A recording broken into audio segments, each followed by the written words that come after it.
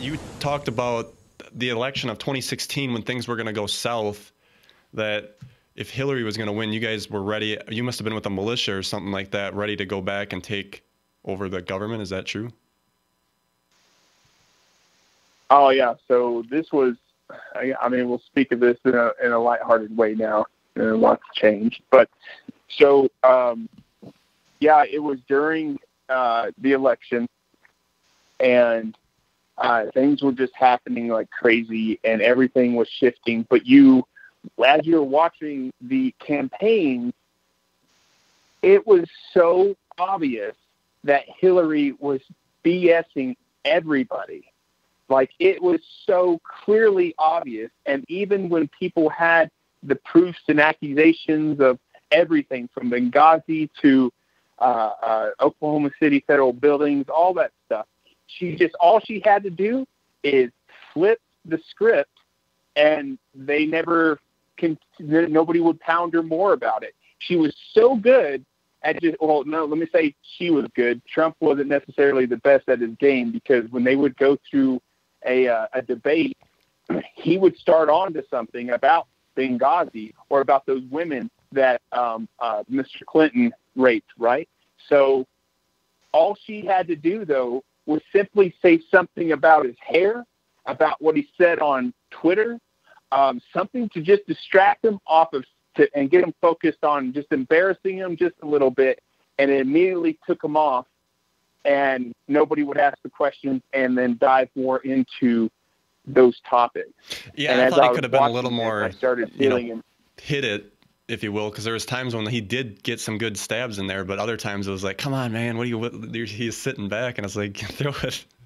But sure, yeah, and it wasn't that he wasn't doing. He could have kept on. If he would have kept on with those questions, kept on about the emails, kept on about Benghazi, kept on about Abedin, all these things needed to keep going, but they were just shutting them down. And I'm sitting there watching this, and I had, at the time, I had a real close Marine buddy who had this compound, and this thing, man, it was legit. It had I believe it was a 10-foot, it was 10-foot fence in the front, and it was like double barricaded, but then on the back side, so you had a 10-foot fence that went all the way across the front and then on the side. And then all of a sudden you would have one barrier, a barbed wire fence, and then you would have, a couple acres. Then you'd have another barrier, a barbed wire fence, and then a couple acres to the river.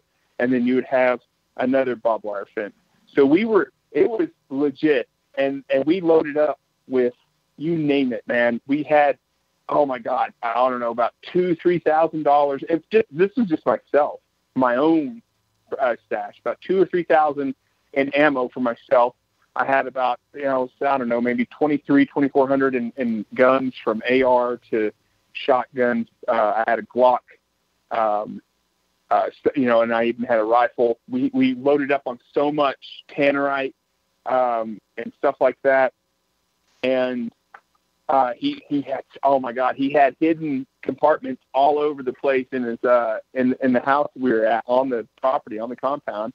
And you open up a drawer and lift up something, and then boom, there's an AK-47. Wow. I mean, it was legit.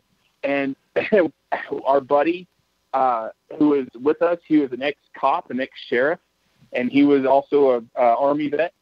And he had connections with some guys who were used to be in the spec ops.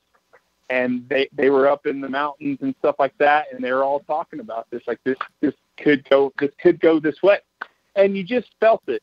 You knew that if oh my God, if she gets this is it.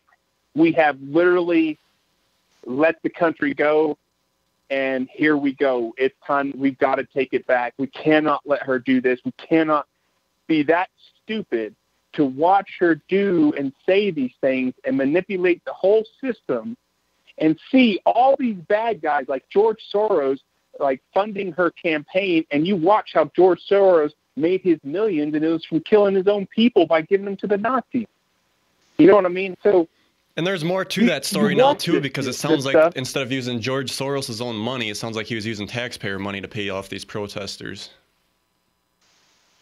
Well, sure. Why? I mean, when you're on that level, and nobody can question it and do anything about it until they do, then you can get away with anything you want, dude. I mean, and that's the biggest thing, man. We really shouldn't give. We can try to help ourselves not give too much into the money system. It really will help the consciousness of humanity to not feel so fearful and stressed about money. Right. But that's another story. Yeah, that's the whole slavery system there.